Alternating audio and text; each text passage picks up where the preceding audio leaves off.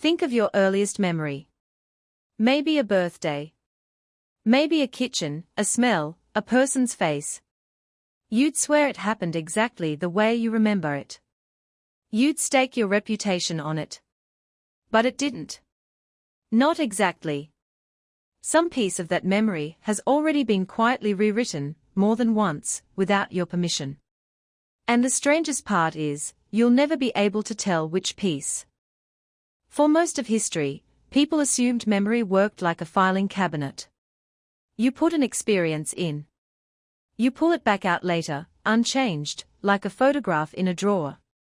That idea feels obvious. It also happens to be completely wrong. So what is memory actually doing, if it isn't storing the past? To understand that, you have to look at what happens the moment you remember something. Not the moment it happened. The moment you recall it. Psychologist Elizabeth Loftus has spent decades studying exactly this gap. In one of her most famous experiments, she showed people a video of a car crash, and then asked a simple question afterward. How fast was the car going when it smashed into the other vehicle?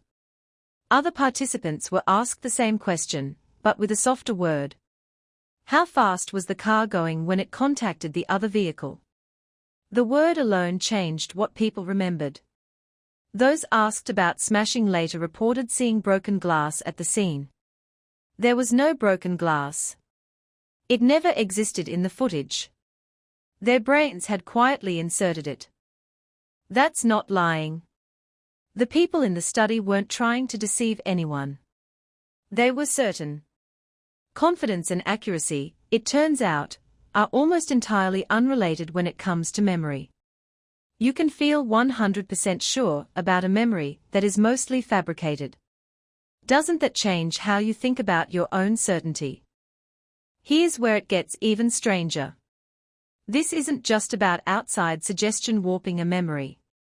Your brain rewrites memories every single time you simply think about them.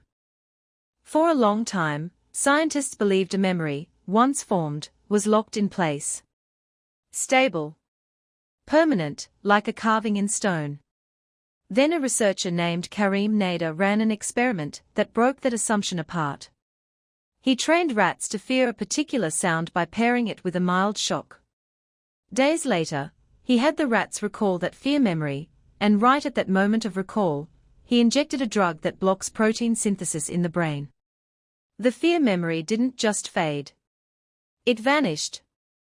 Not because the drug erased something, but because remembering a memory turns out to require rebuilding it from scratch, and Nader had interrupted the rebuild mid-construction. This process has a name now. Reconsolidation. Every time you retrieve a memory, your brain doesn't play it back like a recording. It physically reopens it, exposes it to whatever you're currently feeling, currently believing, currently surrounded by, and then stores it again. Slightly altered. Every single time. Why would your brain be built this way? Wouldn't a species be better off with memories that stayed perfectly fixed? Not necessarily. Think about what memory is actually for. It's not a museum exhibit. It's a tool for navigating what comes next. A brain that updates old information with new context is a brain that adapts faster. If a place you remembered as safe turns out to be dangerous, you want that memory to update immediately, not stay frozen in its original, now incorrect form. The cost of that flexibility is that nothing you remember stays pure for long. The benefit is that you stay useful in a changing world. Researchers Donna Bridge and Ken Paller put this directly to the test with human subjects. They had people memorize the locations of various objects on a grid. Later, those same people were asked to recall the locations again, and then to do it once more on a separate day. Each time someone recalled a location, their answer drifted slightly further from the original placement, and got pulled slightly closer toward whatever they had guessed the time before. The memory wasn't decaying randomly. It was being rebuilt around its own most recent reconstruction. Your memory of a memory becomes the new memory. Sit with that for a second. Somewhere in your own past, there's a moment you've replayed enough times that what you're remembering now isn't the event. It's your memory of remembering it. Layer after layer, each one slightly reshaped by the layer before it, like a photocopy of a photocopy of a photocopy. This explains something almost everyone has experienced firsthand. A family argument over what really happened at some shared event years ago. Two people who lived through the exact same afternoon, describing two different afternoons. Neither one is lying. Both of them edited the file the moment they reopened it, shaped by their own emotions, their own assumptions, their own retellings to other people in between. It also explains something darker. Eyewitness testimony, treated by courts for decades as close to gospel, turns out to be one of the least reliable forms of evidence available. Loftus's research has been cited in legal reform efforts precisely because confident witnesses, speaking with total sincerity, have helped convict people who were later proven innocent. The witness wasn't lying. Their memory had simply done what memories do.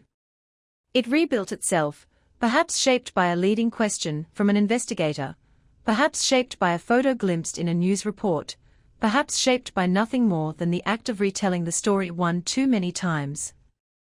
So how much of your own past is original, and how much is renovation? There's no clean way to know. That's the unsettling part. The memory doesn't come with a label showing which details are first generation, and which ones were added during a later remodel. It all feels equally real. Equally yours. The version sitting in your head right now feels exactly as certain as it did the first time you remembered it, even though it has likely changed shape several times since. Some researchers think this might even apply to memories you consider absolutely core to your identity. The story you tell about who you were as a child. The version of a relationship's beginning that you've told so many times it now arrives pre-packaged, smooth, almost rehearsed. Every act of telling that story is also an act of slightly rewriting it. The smoother and more polished a memory feels, the more times it has probably been reconstructed. This isn't really cause for despair. It's closer to a strange kind of relief. If your memories were truly fixed, you'd be permanently tethered to every version of yourself you've ever been, unable to reinterpret a painful event in light of new understanding, unable to forgive, unable to grow past an old story about who you are. The same instability that makes memory unreliable is what makes memory livable. It bends so you don't have to stay broken in exactly the shape something once left you. So the next time you find yourself absolutely certain about how something happened, certain enough to argue about it, certain enough to build part of your identity around it, it's worth pausing on that certainty.